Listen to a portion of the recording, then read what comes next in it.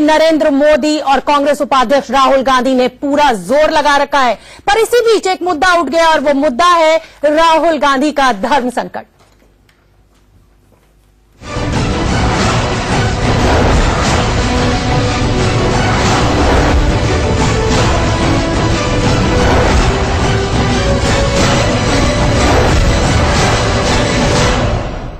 जी हां, राहुल गांधी धर्म संकट में फंस गए हैं। सोमनाथ मंदिर में जाने से पहले रजिस्टर में नाम लिखकर गैर हिंदू बताए जाने पर बीजेपी ने कांग्रेस और राहुल गांधी को घेर लिया है।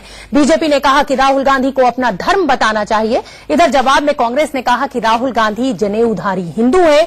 राहुल गांधी गुजरात में लगातार चुनाव प्रचार कर रहे हैं और प्रधानमंत्री मोदी पर हमला बोल रहे हैं। आज सुबह भी राहुल गांधी ने ट्वीट करके कहा कि हर गुजराती कर्जदार है। इधर राहुल गांधी को अपनों ने ही अपने घर में घेर लिया है। शहजाद पूनावाला ने पार्टी अध्यक्ष बनाए जाने को लेकर सवाल खड़े कर दिए हैं। पूनावाला ने कहा कि राहुल गांधी को पार्टी अध्यक्ष बनाए जाने को लेकर चुनाव प्रक्रिया को उनके पक्ष में रखा गया है।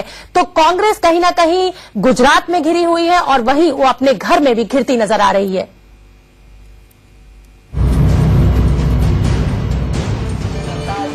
ये तस्वीरें उस वक्त की हैं जब कांग्रेस उपाध्यक्ष राहुल गांधी आज गुजरात के सोमनाथ मंदिर पहुंचे। राहुल ने मंदिर में जलाभिषेक किया, पूजा अर्चना की, लेकिन मंदिर में राहुल की एंट्री को लेकर विवाद खड़ा हो गया।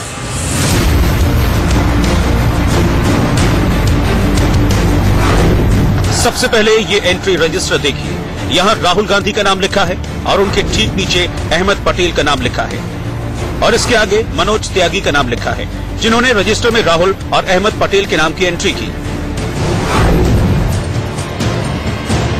दरअसल सोमनाथ मंदिर में प्रथा है कि अगर कोई गैर हिंदू इस मंदिर के अंदर जाता है तो उसे रजिस्टर में एंट्री करानी होती है। मंदिर के इस बोर्ड को देखिए, इसमें लिखा है कि सोमनाथ मंदिर हिंदुओं का तीर्थ धाम है। यहाँ किसी गैर हिंदू को दर्शन करने के लिए पहले सुरक्षा कार्यालय से इजाजत लेनी पड़ती है। अब इस विवाद के बाद सवाल ये खड़ा हो गया कि क्या किसी गलतफहमी से ऐसा हुआ या फिर ये कांग्रेस की बड़ी चूक है। वजह जो भी हो, लेकिन विरोधियों को मौका मिल गया। सवाल ये भी खड़ा हो गया कि क्या राहुल गांधी हिंदू नहीं है।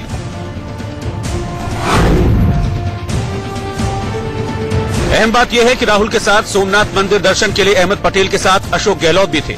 अगर गलती से अहमद पटेल के साथ राहुल गांधी का नाम लिखा गया तो फिर अशोक गहलोत का नाम क्यों नहीं लिखा गया।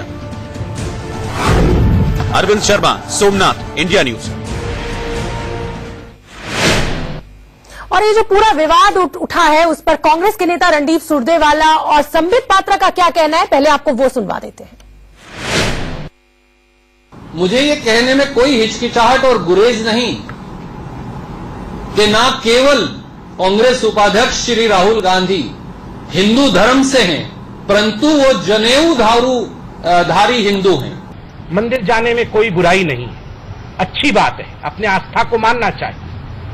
मगर ये वही राहुल गांधी है जिन्होंने कहा था जो लोग मंदिर जाते हैं वो लड़की छेड़ते हैं। ये वही राहुल गांधी है जिनकी पार्टी ने एक एफिडेविट दे के सुप्रीम कोर्ट में कहा था Ram does not exist. Ram तो मृतक है, राम तो काल्पनिक है, राम का तो किसी प्रकार का एग्जिस्टेंस था ही नहीं। और आज अचानक जब वो भक्त का स्वरूप धारण करने लगते हैं तो इस लोकतांत्रिक देश में लोग सवाल जरूर पूछते हैं। हमारे साथ हमारे सहयोगी राजीव शर्मा वडोदरा से जुड़ रहे हैं। राजीव, देखा जाए तो कांग्रेस की चाहे ये गलती कही जाए या जो भी कहा जाए, लेकिन एक मुद्दा परस कर बीजेपी को दे दिया है। अभी तक बीजेपी धर्म की राजनीति नहीं कर रही थी, लेकिन अब लग रहा है कि पोलराइज करने की पूरी कोशिश कर रही है बीजेपी।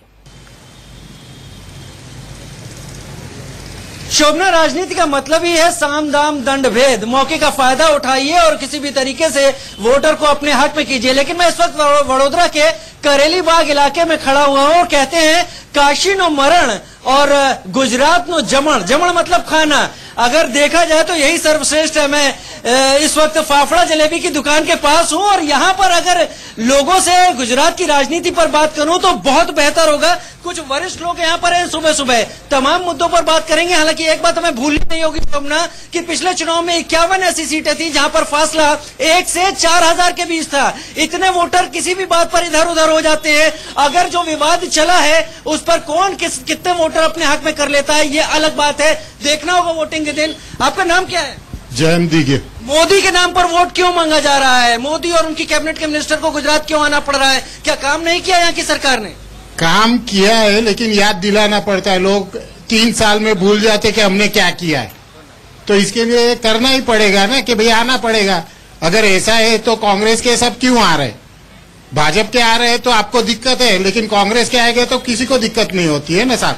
काम घर बनाने की बात है। राहुल गांधी सवाल उठा रहे हैं कि बने इतने घर कि अगले 45 साल और लगेंगे। गुजरात पर कर्जा चढ़ गया है बहुत सारा, तो विकास की डेफिनेशन क्या है यहाँ पर? आपको लगता है विकास हुआ है? विकास तो हुआ ही है। अब तक तो बिल्कुल घर नहीं बन रहे थे, सब झुपड़पट्टी थी। वो सब झुपड़पट्टी अभी डिमोलिश करके सबको मकान बना के दे रहे हैं, वो भी एक तो विकास ही है। दूसरा विकास रोजगारी के नाम पे लोग चिल्ला रहे हैं, तो रोजगार में हम देख रहे हैं कि यूपी बिहार से लोग कितने लोग आते हैं यहाँ पे, वो जब नौकरी मिलती है तभी आते हैं।